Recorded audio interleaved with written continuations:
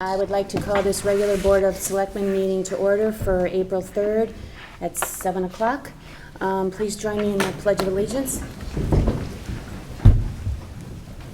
I pledge allegiance to the flag of the United States of America and to the republic for which it stands, one nation, under God, indivisible, with liberty and justice for all. Okay, first item on our agenda is to adjourn to executive session. This won't take a long time, so may I have a motion? Mike moves, Marcy seconds, all in favor? Okay, terrific. So we will be back in to return to regular session. Mike moves, Sarah seconds, all in favor? Terrific. Okay. First Selectmen's report. I'm going to try to be brief because I've been put on notice that there's a big game tonight, so we have to keep moving it along. So, the town of Darien currently maintains an account at M&T Bank, and after recent turmoil in the banking sector, the town treasurer, staff, and I met with the M&T Bank representative to reaffirm the stability of the institution. On March 21st, I met with Michelle Saldivar, who is a member of the Ox Ridge Charitable Foundation, which is a member of the Ox Ridge Hunt Club. And I was interested to hear that the Pegasus Project therapeutic riding will be returning to Ox Ridge this summer. This is an unmounted program for children and adults with needs working in traumatic environments such as responders, EMTs, police, firefighters, or veterans. So if you have any interest in that, there will be an open house at Ox Ridge Riding and Racquet Club on Saturday, April 29th from 2 to 4 p.m. The St. Baldrick's Foundation held a paddle tennis fundraiser at Weed Beach, which Mike Burke attended. At St. Baldrick's was created to raise funds to help find cures for children with cancer. And at the end of the paddle play, a few participants volunteered to have their heads shaven. Was that you? No. No. They applied and they rejected. Just want to make sure. And the follicles, the hair, is being donated towards the creation of wigs for patients. So this event raised over $12,000 and is just a really great use of our park. So thank you for everybody that participated, and thanks for bringing this to our attention, Mike. The Darien Youth Commission and Person to Person are teaming up once again to host another drive-through food drive. I want to thank Kip Coons for allowing the use of the Coons parking lot over there across from Tilley Park. The drive is scheduled to take place on Saturday, April 29th from 9 a.m. till noon. The Board of Finance is continuing with its review of the Town and Board of Education budgets. The final 23-24 budget vote, which sets the mill rate, will take place this Thursday, April 6th, right here in room 206 at 7:30 p.m. I'm happy to announce the reopening of the swap shop at the transfer station. It will reopen today. We took some time to get the swap shop and our volunteers all organized for donations from your spring cleaning. Items donated to the swap shop would otherwise end up in the trash, which adds to our trash removal fees each year. So not only does the swap shop save the town money, it also makes usable items available to others. So I want to thank all the volunteers who make this program possible. Swap shop is open Monday through Friday, 8:30 to 1, and on Saturdays, 8:30 to noon. And Saturday, April 22nd is Earth Day, and I'm hearing from a lot of different organizations in town, including Girl Scouts and Boy Scouts, that are making plans for cleanup activities, and I really applaud these efforts. If you are making any plans to clear the trash in your neighborhood, please make sure to take all the necessary safety precautions. Also, the Advisory Committee on Sustainability, in partnership with the Darien Nature Center, is hosting a free program over at the Darien Library on April 18th from 10 a.m. to 11 a.m. to provide information on recycling right. And you may register online if you're interested in learning the most effective ways to reduce, reuse, and recycle. That's my report. Kate, do you have anything? Yeah, I've mentioned a few times at recent meetings that we may need to reconvene the ARP Advisory Committee, and I'd like to put that on your next agenda. we've gotten some better numbers on one of the drainage projects, Saltbox Lane. The cost is expected to significantly exceed the appropriation. So we'll ask to retain sufficient funds, about $250,000, so that we can get that project put out to bid, but we'll need to seek more funding for the actual work. So likely, well, I would suggest that we free the ARPA money up for other projects that are shovel-ready, or near shovel-ready, because in such a significant change, I think warrants that the recommendation of the committee. We may also want to repurpose the funds in other appropriations that we may not be able to complete in time for the grants guidelines, which we have to commit by April, or by the end of 2024, and we have to spend by the end of 2026.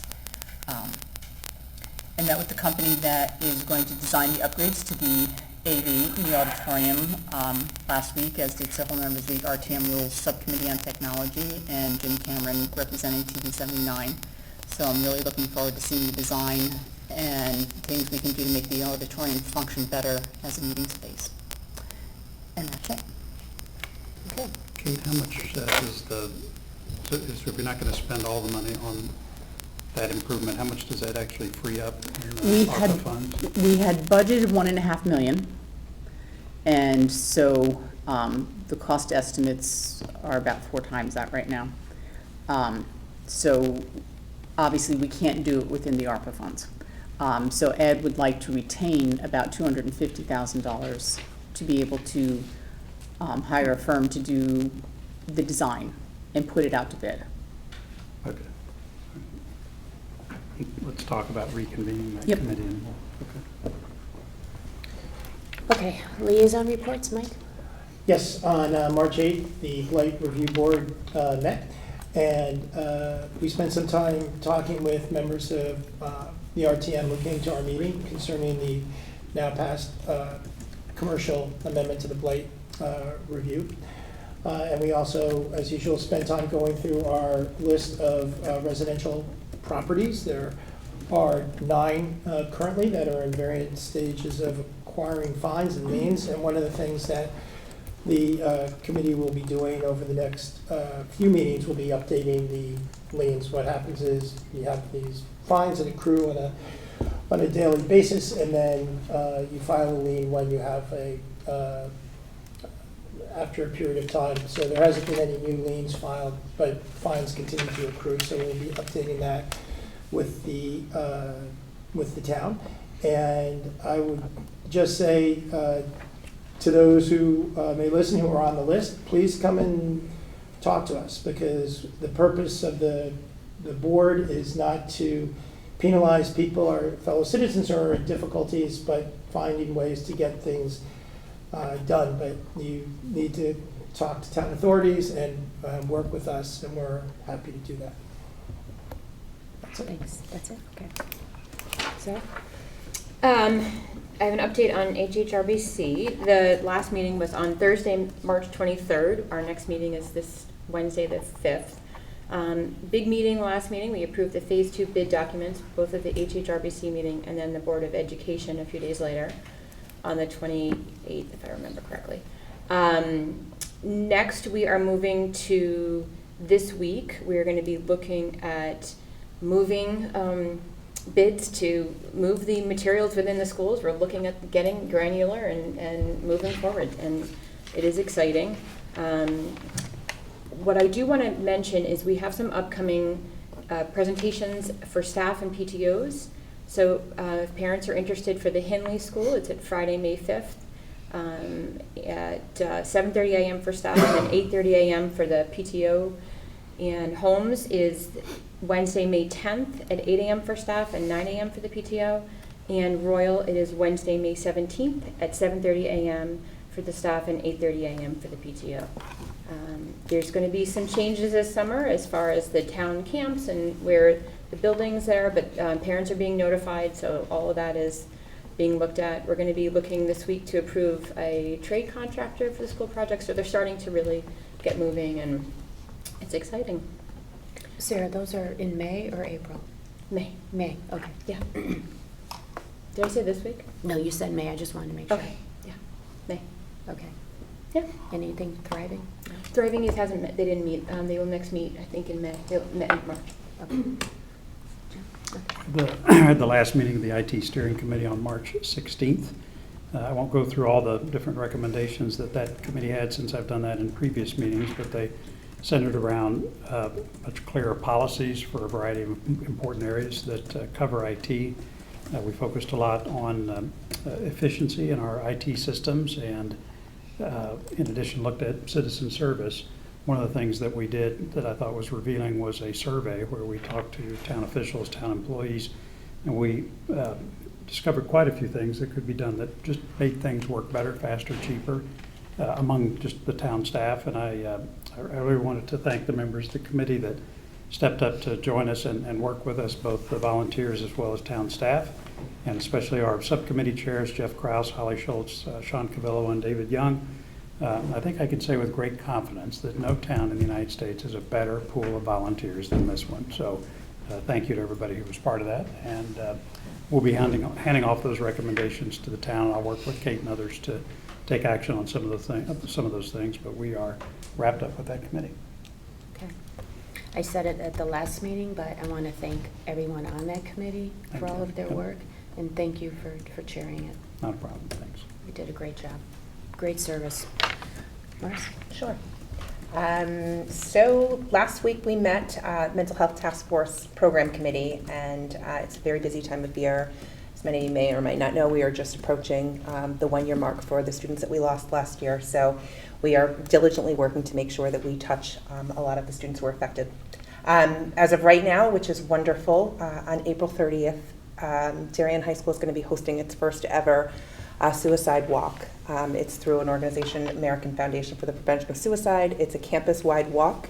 It's going to be on Sunday morning. Registration starts at 9 a.m. The walk starts at 10. It's the first time that we've ever done one in town, and it's the first time the ASPCA has ever done one in this area. So hopefully we have a great turnout. I want to give a huge thank you for Darien Strong, which has done a great job fundraising for this. A lot of support for Darien High School administration, who is supporting this wildly, and of course the Mental Health Task Force. This is a really wonderful event. It's amazingly healing. I encourage anybody to get involved and to come and just see what a huge tribute is to anyone who has either had a loss from suicide or suffering from mental health issues. So you can register for that. You can either contact Kate DeMolis, from Darien Public High School. She can help you to register, or you can just go to the AFSP website, American Foundation for the Prevention of Suicide, and go to their campus walks, put in Darien High School, and register. You can create a team, you can go individually, you can send out fundraising inspiration, and it'll be great. So thank you for the school for allowing us to do that. On May 4th, Mental Health Task Force will be hosting a resiliency talk. It will be a Zoom meeting. It's going to be from 7 to 8:30. It is really an opportunity for a lot of professionals and organizations who have helped us through these tragedies get together and talk about different methods of resilience and how to identify mental health issues in your children and how to get them the help that they need. So great opportunity for parents to engage in that. You can register. I'm sure Allie Ramstack will be putting it on the Darien website, and you can register with her. The other thing is on May 23rd and 25th, Post 53 has been wonderful in offering their space to do a mental health first aid training course. It's really for adults, so you have to be 18 or over to get involved, but I took it myself. I think a couple of other members have taken it, and it is also another way to sort of identify mental health issues in your own home or outside of your home. That's it for them. Questions on that one? Next one is Oxbridge Building Committee. Things are moving wonderfully there. As of end of March, we were at 70% completion of the new academic wing. If you haven't the opportunity to drive by, it's absolutely beautiful. It's up and moving. We had a short little walk that we went through for town officials, and they're really moving along. At this point, and Monica corrected me last year, we are under budget by a little bit, just about under budget by $1 million, which hopefully, as we're getting to the end, that continues to stay. So the project is great. The administration loves their new building. The biggest project we're working on now is making sure that there's cell phone service throughout the school, which will really help for communication. And that is the last budget item that could be a little skewed, but for the most part, things are going great there. Wow. It's really come a long way. Yeah, it's beautiful. Great. Okay, next item on the agenda is public comment. Do we have anyone here that would like to speak? Lois?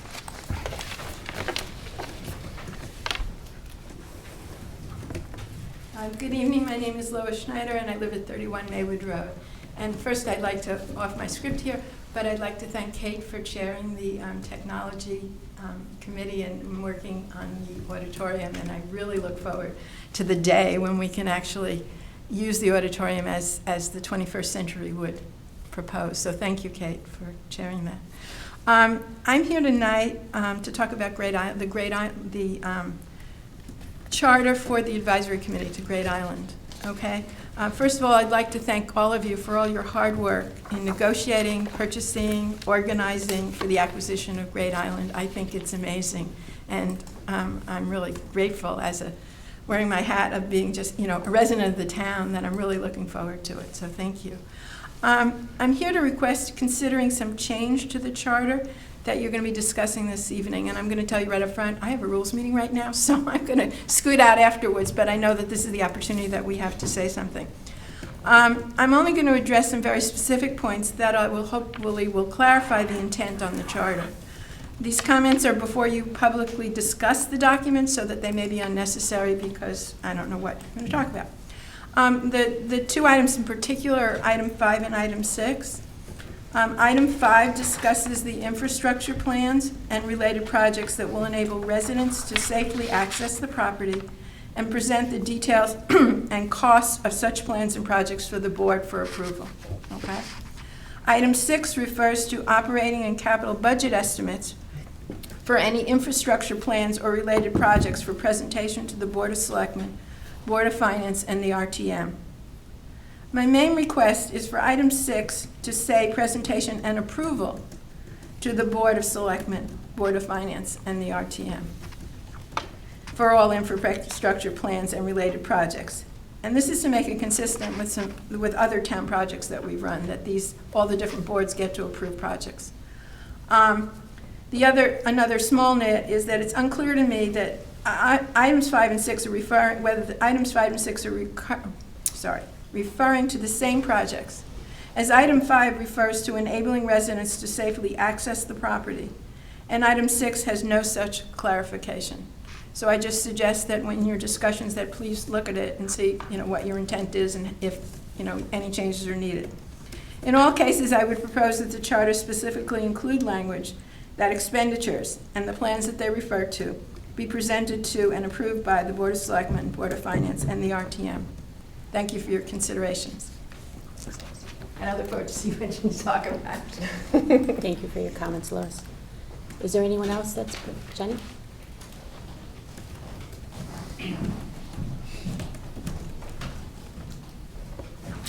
Good evening. I'm Jenny Schwartz, 8 Saddle Ridge Road, and I'm a member of the RTM F&B committee, but I'm here to just raise a comment about, I believe you're talking about the initial advisory committee tonight for Great Island.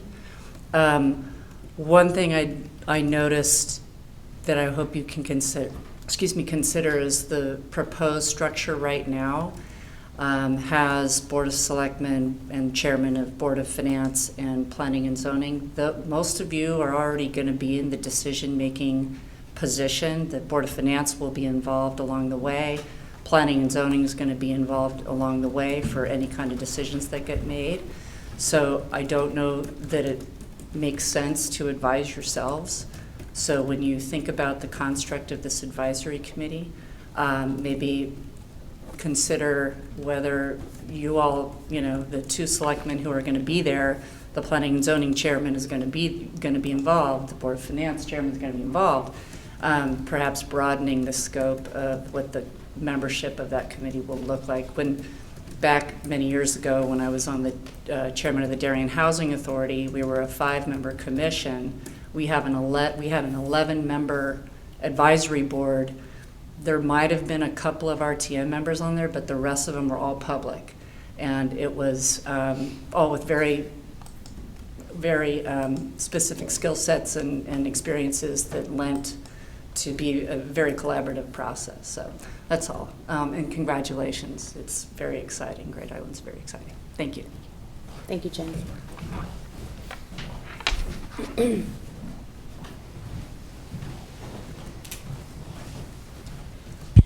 Good evening. My name is Rolf Obin. I live in 9 Archer Lane, Darien. I'm a member of the RTM Public Works Committee.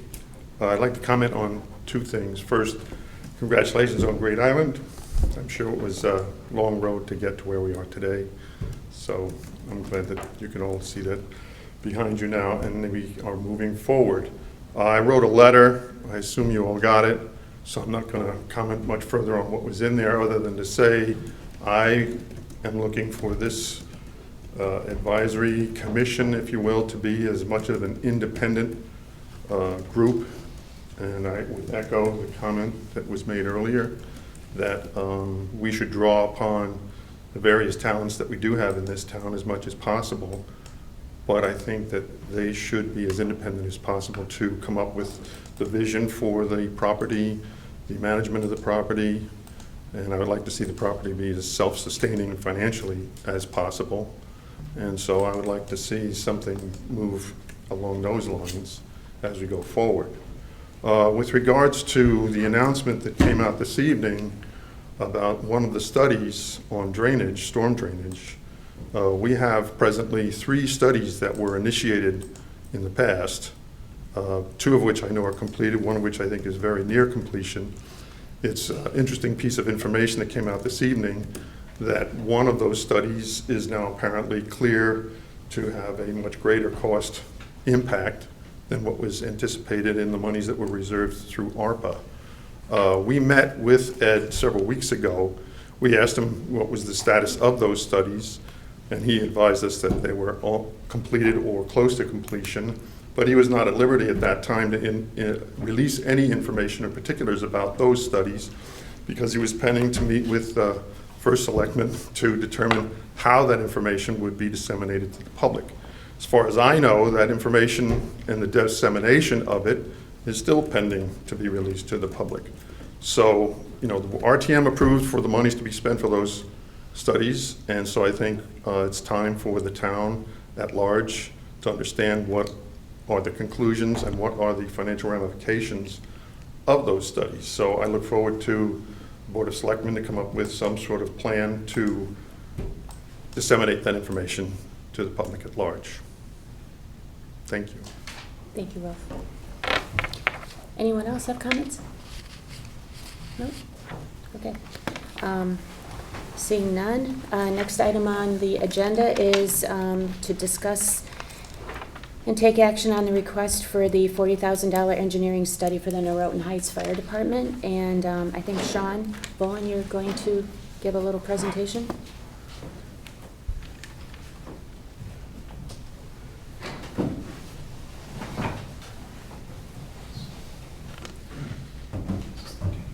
Good evening. Sean Wolin, Norotan Heights Fire Department President. As you guys noticed, the past couple years, we've put in the budget for the retaining wall on the south side, if I'm correct, on the south side of the building. It's a rubble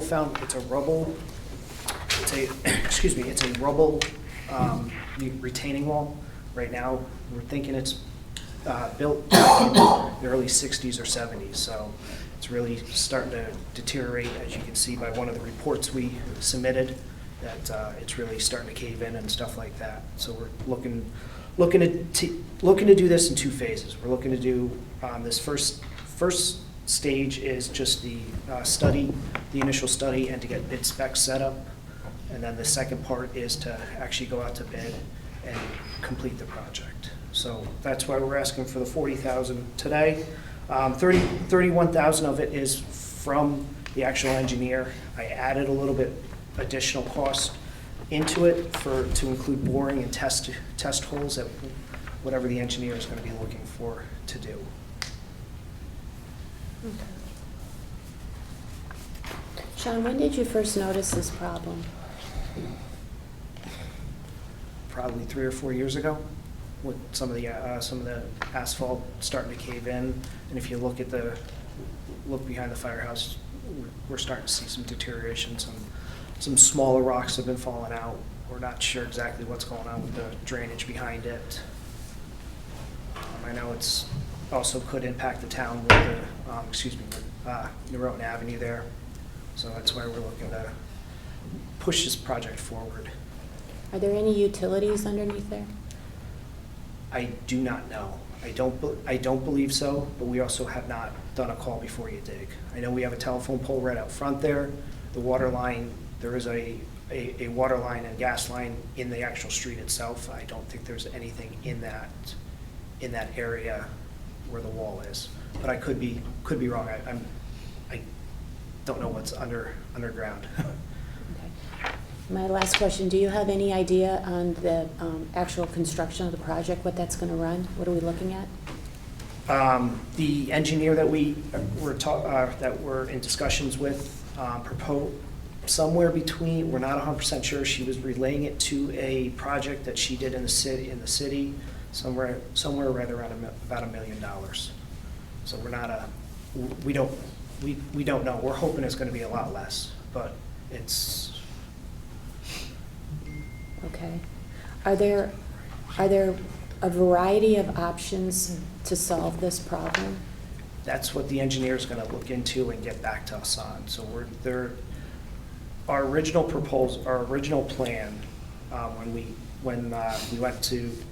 presented the 110 for the budget, was just basically do something like we did on the other side with the concrete block. But with everything that's been deteriorating over there and the dirt, the hill, we're not sure exactly what we're looking to do. I think they're talking on doing a big retaining wall, like some of the projects in town. So I don't know what we're looking to do. That's And what the. How much was the other side? What was the cost on there?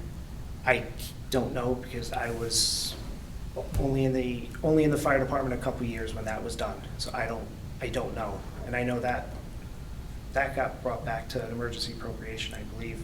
Do you know how long ago that was? 90s. I'm gonna Okay, get. we're not gonna have her. I'm gonna guess late 90s. Yeah. Early 2000s. I think it was done. So I don't know. Yeah, we can might look- not have records. And when they looked at this side, did they also take another look at that side? No, we did not. Because that site's, the ground's stable and everything over there, and we don't see any kind of deterioration on that side. Okay. Any questions? Yeah, and reading through their letter, it looked like the proposal included their oversight of the project once it gets approved. So in other words, the only incremental cost is the actual cost of the project, but they would stay involved and they would oversee the construction. Correct. And that's included in the 40,000 that they, Yes. okay. In that, just give me 1 second. Let me just.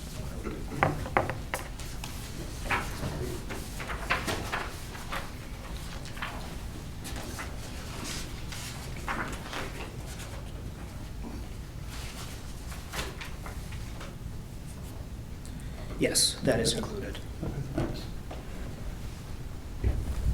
So have you changed parking in that area at all due to this? We will be, from the initial report, we will be. We are actually also trying to obtain some concrete block to stabilize the lower portion, as what it says in the first report. So we're in the process of trying to get all that put together and get that started as quick as possible. Okay. Mike, any questions? So, and this is the first, there aren't any prior engineering studies? Correct, no.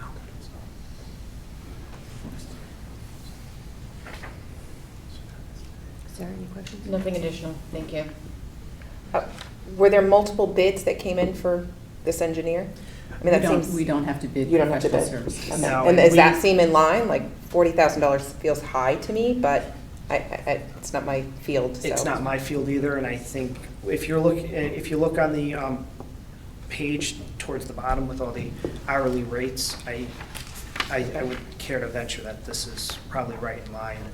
I know Chief McEwen made many phone calls to try and find an engineer, and she was the only one that actually called us back. So we tried multiple companies and stuff like that.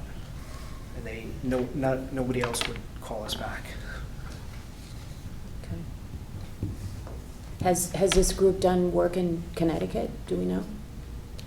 She is licensed in Connecticut. I can, once we formalize everything, I can probably get a list of projects. that So we she- don't have any referrals or anything like that? No, We just found somebody that's available? yeah, Okay. And time is of the essence, I'm yes. sensing here? Yeah. Okay. Any other questions? No? Okay. Thanks, Sean. Okay. If there are no more questions, may I have a motion to approve a special appropriation of $40,000 for an engineering study of the Norotan Heights Fire Department retaining wall? Mike moves. Marcy seconds. All in favor? Okay, unanimous, Kate. All right. Thank you, guys. Okay, next item on the agenda is to discuss and take action on a special appropriation for dynamic speed signs. And Chief Anderson is here. Good evening, folks. Don Anderson from the Police Department. I trust this may be the last time you see me this budget cycle on a monetary-related issue, but the dynamic speed signs that we have requested, the genesis of this goes back about a year when we were discussing the potential use of ARPA funds for these dynamic speed signs. The dynamic speed signs would be very similar to the ones that service Hindley School, Tokenique School, and Home School on White Street. So the Legal Traffic Authority, back at least over a year ago, decided that we should attempt to put the dynamic speed signs on Upper White Street in response to citizens' requests and complaints of traffic moving fast on 106 White Street, and also install similar signage in the area of Oxford School on State Route 124. A few hiccups along the road. The Legal Traffic Authority gets this ball rolling, but then it gets turned over to the DPW because they do the actual signage and the installs. We had a difficult time getting an actual quote from the vendor, and there's not a lot of companies that do these dynamic speed signs. We did obtain finally that quote, and where we stand today, we're looking to get those dynamic speed signs in as soon as possible in the area of Oxford School and Upper Hoyt Street, hence the request for a special appropriation. We thought maybe ARPA funds would be available at that point, and that was not funded through that program at that juncture, but it is something that, quite frankly, works, and we would like to get them installed as soon as we can. Okay. Chief, do we ever look into grants for any of these things? Like, I feel like Captain Marin got a grant for the sign that was the mobile, remember? Yep, that was a JAG-type grant. Right. Grants for signage on state roadways, the town is not in a real strong position to get grant money Okay. for that type of application. Got it. And what's the power supply for these? These are solar. There are solar. In the event that they cannot be powered by solar for at least 4 hours of direct sunlight a day, I think we pick locations where we could do a dedicated power drop off a utility pole if we had to. But solar is the way that our existing signs are all solar powered, and they haven't had any issue as far as getting enough sunlight to power them. So I'm assuming that we need Eversource approval to tap into the power? Yes, but that's not the plan at this point. Okay. The plan is to put them in solar powered, and only if that they cannot be powered that way that we would have to move something with Eversource. And how long do they last? Signs themselves, I'd say they probably have a 20 or 30 or 40-year lifespan at the minimum. The batteries maybe have to be replaced once every 5 years or 10 years, but that's not a significant expense. I know that we do have budgeted line item for those batteries, but that's the only out cost on the signs. And you think this, do you have any indication we'll need more in the near future, or this is kind of good for us for a while? Well, I think this covers our major thoroughfares fairly well, and that's what we're looking to do, where we get the reports of high speed. Right. And Anyone who's driven by any of these signs anywhere in Darien know that you instantly look down, even if you're in a police car, and you check your speedometer to see if it matches what the speed on the sign. I don't think there's any dissension where people would say these signs don't work. They clearly do. And if we're looking for compliance, is what we're looking for. Yeah. This is a way, the cost up front, but a long-term sustained positive impact on driver behavior. Right, and you know, it's, the Selectmen's office receives a fair number of complaints on Hoyt and over by Oxbridge, so those are good locations. So, any questions? Sarah? Is it just one sign for each location? To be Not a pair? Yeah, no, two signs, one sign in each direction at both locations, for four Perfect, signs okay, total. so it's 4 sets of 2, basically? Yes, dynamic speed sign, unless you're on a specific one-way type road, they always get installed. Right, okay. And when you say Upper Hoyt, can you tell me where, is it above Woodway? Is it near the Yeah, the train station? I'm trying to understand. Captain Hadema went out with Tony Tacone from the DPW to Mhm. start the encroachment permit process. Yes, the southbound sign will be above Woodway Country Club, Okay, where, somewhere between the New Canaan line and the Woodway right, Country right, Club. right. Because we do get Yeah, there's some happening. some collisions there Mhm. as well, and that's the stretch that our residents are specifically requesting. Mentioning it. Some type of roadway treatment, signage treatment, and enforcement, which we can continue to still give. Right. Mansfield Avenue is be north and south of the Oxford School. Okay. Other than the battery cost, is there any other annual maintenance associated with these signs? There is not. It's solid state. I mean, like any mechanical solid state device, there could be some kind of, power surge, lightning strike, struck by a motor vehicle. They all could happen, but we've had very good luck with the signs installed so far. Thank you. So I live on Upper Hoyt Street, and I know exactly the area you're talking about. And quite often, there is a cruiser that is sitting there just kind of monitoring. So I'm hoping that this is going to free up some of your staff. Well, So they're not, These signs record data. We Okay. don't use them for enforcement purposes, so there's no camera taking a picture of your car, but we do get the data. Now, clearly, when we analyze the data and we find out that we're getting the compliance that we want, that lessens the impact on the officer having to sit there doing enforcement.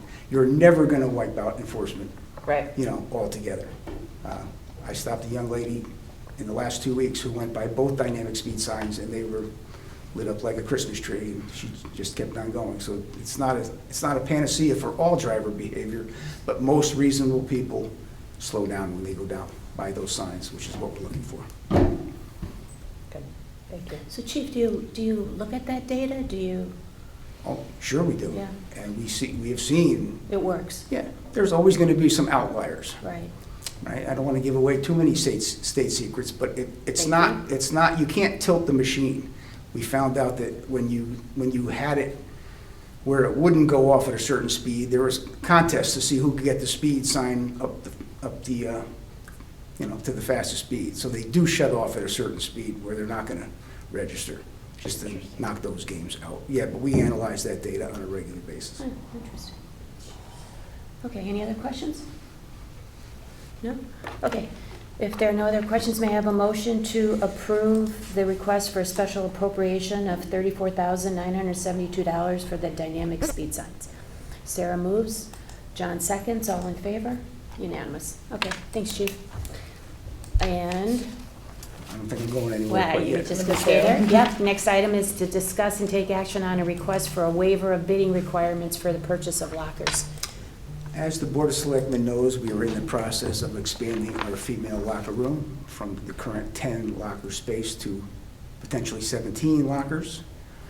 We currently have 11 sworn female police officers, and we only have 10 lockers to put them in. One of our female officers is still at the police academy. She will be graduating in July. So time is kind of the essence here to get proper locker space in for all our female employees. With the retirement of Detective Capelli, we are now, again, one short, but we do have some very viable certified Connecticut police officers looking to come to the Darien Police Department. of which one is a female. So there is a good possibility that we may be hiring another certified female police officer in the not-too-distant future, which would bring us to 12. So these lockers are made by our neighbors to the north in Canada. And it's a single-source provider. We have to have lockers that tap into the same HVAC system with the same numbering system, the same combination system. So we're trying to keep this consistent. For better or for worse, that locker room and that building will be there much longer than the person that's here requesting the lockers themselves. So we'd like to do it right, and we'd like to get the ball rolling with a bid waiver for single source to order these lockers. They tell us if we ordered them today, we may get them in September. So we are a little bit under a time constraint. And it's the same company that supplied before? That's correct. It is, right, okay. Any questions for Chief? No? Okay. Seeing none, may I have a motion to approve the request for a waiver of bidding requirements for the purchase of lockers? Sarah moves, Mike seconds. All in favor? Unanimous. Okay. Thank you. Thanks, Chief. Thanks for coming out.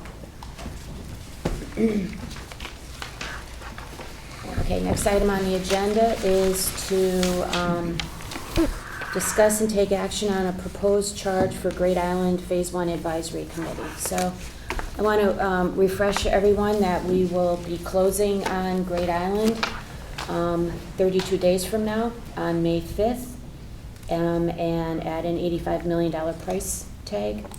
The purchase will be funded through bonding, and Moody's Investor Service has assigned a AAA rating to the town of Darien's general obligation bonds, and I want to thank our finance director, Jen Trineski. I want to thank Kate Bush, our town administrator, and Chair Jim Palin and his whole team over at the Board of Finance for this achievement of this designation. So the revised purchase price of $85 million was down from $103 million, and it takes into consideration the estimated cleanup costs of certain environmental issues, the increased interest costs, and estimated costs to address access issues. So we are confident that all of the above issues can be resolved within the cost estimate ranges. After closing, we will begin Phase 1, and that's Phase 1 is we need to do some physical work on the site, and that's simply to make the site kind of, like I would think of it as a clean slate. This includes addressing some safety issues, some disability access issues, environmental issues, widening roads, and putting in porta potties, frankly. So these are projects that will enable our residents to visit the island. These are not development projects by any means, right? These are just to be able to get us onto the island safely. So tonight I want to discuss the formation of the advisory committee, and everybody has a draft. You had it in your packet. This is intended to start the discussion, and I want to say that this phase of preparing the island for people to get onto the island is designed so that individuals, our residents, will be able to walk onto the island and then get a feel on what they would like to have happen in that next phase, that Phase 2, right? So this is to kind of get it to a clean slate. I don't know how else to put it. I'll open it up. Well, first, Kate, do you have anything to add? No, I think it's, the only thing I'd add is, this is as Monica's getting us to that clean slate where residents can actually access the island. And this is for those type of things that are already authorized as part of the appropriation and bond authorization. The remediation work, any demolition work that would be necessary, anything to deal with accessing the island itself. It is not the big, future ideas. And I think you would best serve the residents to be able to undertake this work quickly and efficiently. So you see the charges, a lot of it is pretty standard, similar to many other building committee charges that have been approved in the past with some language more specific to the task that will be in front of this committee. Thanks for your work on this, Kate. I didn't say that, so. So I'll open it up to discussion. Anyone have any thoughts? I think it will be incredibly difficult to limit the resident appointees to 3. I already had people call and leave messages on my phone, but the number of people and certain people that are interested, this is going to be an extremely desirable spot, given the interest in the island, and I think it may be very difficult to limit the number to 3.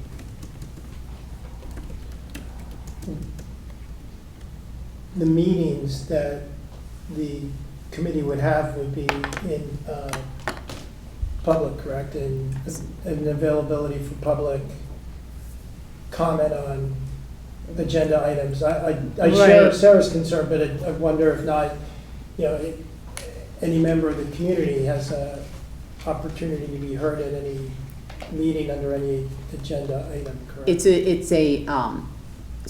It's a committee, it would be a committee appointed by the Board of Selectmen, which would make it subject to all FOI regulations. On the public comment, just, for clarification, the FOI regulation does not require that boards have public comment on their agenda, but if you have public comment on your agenda, you must accept the public comment. I can't believe that this committee would not include public comment on their agenda. And I think, one of the things you need to think about, people need to remember, this is not proposed as the committee that will be doing the long-term oversight and the long-term development of ideas for how we will utilize the property. This is to get roads widened, to deal with any remediation issues. So I think there's going to continue to be opportunities for public to get involved beyond this first committee. Right. Yeah, I look at this, Mike, as this is prepping the island for the next phase, which is the vision. And that's going to be, the island's been there for a long time, and I think that second phase project is going to take a long time. And I really feel strongly that we should, that saying, measure twice. I think we should measure 5 times and cut once. So I'm asking for patience from our community, because it will take a long time to come up with these ideas and make sure that they're well thought out and that they're supported by the community.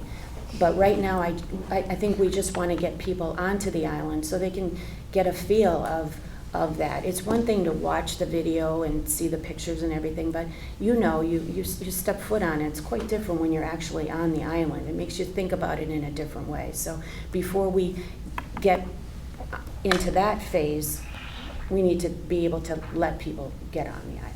And so this is kind of a lot of, this is a lot of public works kind of work. This isn't the vision plan. John?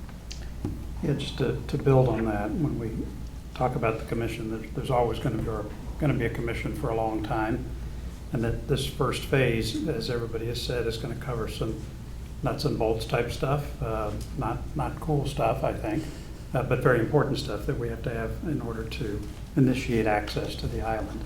One of the things that we want to do over the coming months as that work proceeds is really give some careful thought to the charter and the membership of the commission or the committee.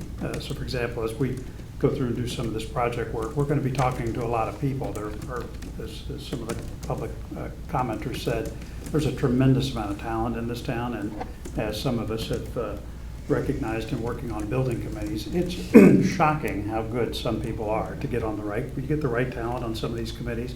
It's literally amazing what you can accomplish. And so this is a big deal, this purchase. It's going to be very important that we really explore who the right people are to be on this committee and to make sure they're all complementary. We want ideas from the public. We want expertise from the public. We want a lot of things in order to get to an island that, as we work it through, that folks a generation from now will look back and say, that's absolutely amazing what they did. And so I think it would be premature to come in and say, this is the committee, the membership's not going to change. This is the charter, that's not going to change. We're not going to do anything. To say that now with just really a month into this whole thing, it would be premature, if not foolish. And so that's, I think Monica describes it right as sort of the phase one committee, where we're really just going to get this together to make sure there's good oversight, because it's expensive even just for this initial work. Good oversight of that. Let's get that done. Let's get it done quickly, so we can actually start to introduce the public to this project. In the coming months, as I said, we'll revisit all of this. We may change the charter a lot. We may change the membership a lot. And it's going to be based on what we hear in the community and what we learn as part of this phase one project. So to the folks who've made comments on those topics, charter, membership, objectives, all of those types of things, give us a few months to think about it as the first phase unfolds. When we come out of that work, we'll have a much clearer vision about how the committee should be formed in order to achieve those longer term objectives and achieve them really well. Yeah, and just to your point on this, as an advisory committee, it has to be reconstituted by this board every year. Yep. So this is not the permanent No. committee. Called the 23-24 Advisory Committee for the Great Island. Well, that's one of the things you all can do is decide what the name should be. Yeah, Because we had debates about it in the office. I'm sure. So how long do you forecast this committee of phase one actually being convened? How long? That's one of the first questions we have for the committee, which is how long is this going to take? And we'll take direction from them. But the idea is that we really want them focused on this work. What we don't want is this committee to start phase two work, right? So I'd rather than focus religiously on getting this initial work done, and that as other topics come up that maybe are better suited for a longer term committee, that those topics are logged. And once it becomes clear to this board that, wow, there's some phase two stuff that we need to start to get organized, then we'll rethink the committee's charter and membership. And I think at some point try to see if we can draw a line between sort of phase one and phase two, and have the phase one committee sunset at some particular point with its membership and charter as the sun rises on the second phase.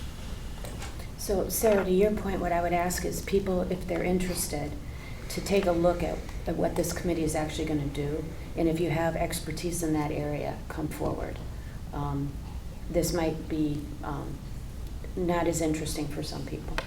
Yeah, and to add to that, to the folks who are, we've all had calls from folks who are interested in this committee. Those calls will continue, which I encourage. As Monica said, the first part of this committee's charter is really to focus on some nuts and bolts stuff. The really interesting stuff where we're going to need a lot of creativity to fill in or modify some of the strategic objectives that we laid out early on, that work is to come. And so if you're really gung-ho on that type of work, stay tuned. There will be an opportunity to apply for membership to that phase two committee. And that's why we're dividing this into two phases, so that we don't have to rush on the charter and membership of that second phase.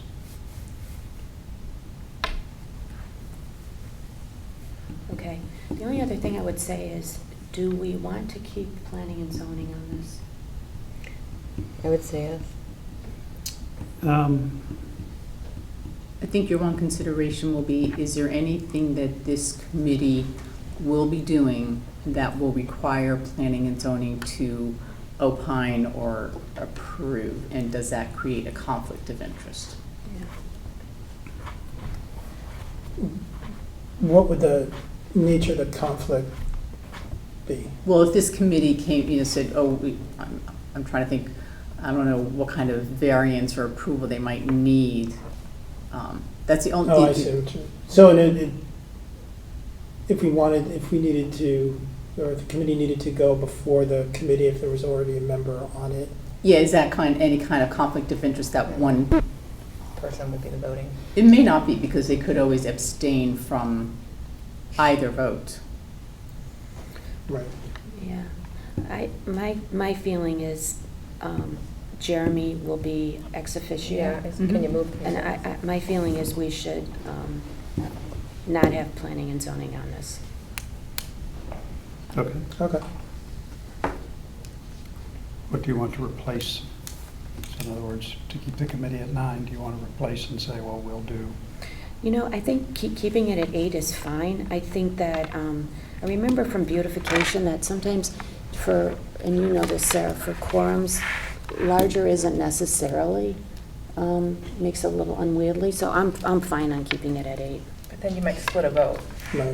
You could split a vote, but I also say that What if somebody doesn't? our committee started at 9, we're at 7, and sometimes we have a hard time finding quorum. You may have, for whatever reason, somebody can't make a meeting. You might want to give yourself a larger pool. Okay. Is my suggestion. I know we struggle sometimes. We have to get quorum of 5, and sometimes that's difficult. Okay. Yeah. So maybe we add, to your point, Sarah, we add 4 residents instead of 3. I think that would be happily accepted, I'm sure. Anyone have any thoughts on that? No, You like that? yeah, I Okay. like that. I John? just want to emphasize, phase 1 is not cool. Not cool. Anybody who's getting Yeah. on the committee thinking it's cool, I But want to we- go on record, cameras, everything, not cool. But we do have a lot of Important. people that have a lot of really good Well, a lot- knowledge, right? And- But they're not cool, right? In They're which not case cool, they're- but they're- okay. Well, I'm sorry, they might think. It's going to be a cool committee, okay? Just ignore John. Okay, any other kind of thoughts on this? I want to thank Kate for starting this ball rolling.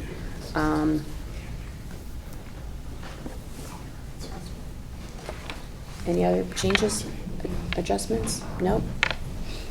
Okay, Well, I guess the only one I would ask, you're asking for a financial update on a monthly basis. Do you want somebody to act as the treasurer? You have outlaid 3 different roles, chair, vice chair, secretary. Do you want to have somebody marked as the treasurer in order to, provide a financial update? You may have somebody who's coming forth with that kind of skill set, but I don't know if that's something that if you're looking for.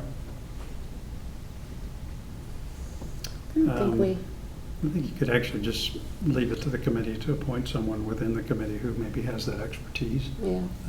or would volunteer. I mean, it's partly expertise. It's mostly about somebody who would have the energy to say, not to worry, I'll be happy to summarize the financials for the group. And I think we'd reasonably want to appoint somebody like that. But not this Would we board, put but the committee could do it. Would we put a label on, or name on that? Well, Well, the by proposal putting it does on here. include having a member of the Board of Finance on the committee. Could they not provide an update I to would their own 100% board? agree, and certainly on our building committee, David Martin is active in that. Yeah. Yeah, Sold. sold, Yep. done. Fortunately, our chairman's not here to Volunteer. hear of his happy new tasks and chores. Just give it to Dan. That's right. Dan's looking. Dan's not listening. Oh, Dan's listening, not to worry. I know Dan, he's listening. Yeah. Okay, any other changes, additions, anything? No? I'll just point out with, we, not just the FOI, but this, you will need to watch out for the minority representation. Right. Or I should say, you cannot have more than 5 from one party. Okay, Duly noted. duly noted. I like that. Okay. If there's no further discussion, may I have a motion Sorry, to? one other question. Is there a process for getting members onto the committee? In other words, are we going to have people apply? Do we want to just? Yes. pick? Okay. So Yes. there will be so once the committee's formed, at our next meeting or at some point, we will have an application process we'll discuss and go from there, something Correct. like that. Okay. Correct. So it'll be something where the members of the community will be interviewed by the Board of Selectmen, just like we did earlier. Great. Any other questions? No? Okay, if not, may I have a motion to approve the proposed charge for the Great Island Advisory Committee as amended? Mike moves, Sarah seconds, John, all in favor? Unanimous, terrific, okay. Next item on the agenda is the appointment, not the reappointment, of a member to the Parks and Recreation Commission for a term ending March 31st, 2026. And I want to just say again that I am just thrilled by people like our residents that are here this evening. So many people step forward, and it really is, as John says, I really do think it is what makes Darien really, really special, is the volunteers. So May I have a motion to appoint Jim Farrell to the Parks and Recreation Commission on Sustainability, Parks and Recreation Commission, for a term expiring on March 31st, 2026. Marcy moves. John seconds. All in favor? Unanimous. Terrific. Thank you. Okay, next item on the agenda is a review and approve the minutes. Are there any edits, deletions, additions to the March 20th regular meeting minutes? No? Okay. Seeing none, may I have a motion to approve as presented? Sarah moves. Mike seconds. All in favor? Unanimous. Terrific. Any items? Hi. Any items, any topics that board members would like to see on future agendas? Not this No? time. I'd like to get an update on some of those flooding studies. Right. We are planning on having, for the salt box, having a community meeting. So Perfect. that's where we're going on that. Perfect, thank you. Yeah. Okay, anything else? No, at this time. Okay. Seeing none, may I have a motion to adjourn? Mike moves. Sarah seconds. All in favor? Unanimous. Perfect. Thank you.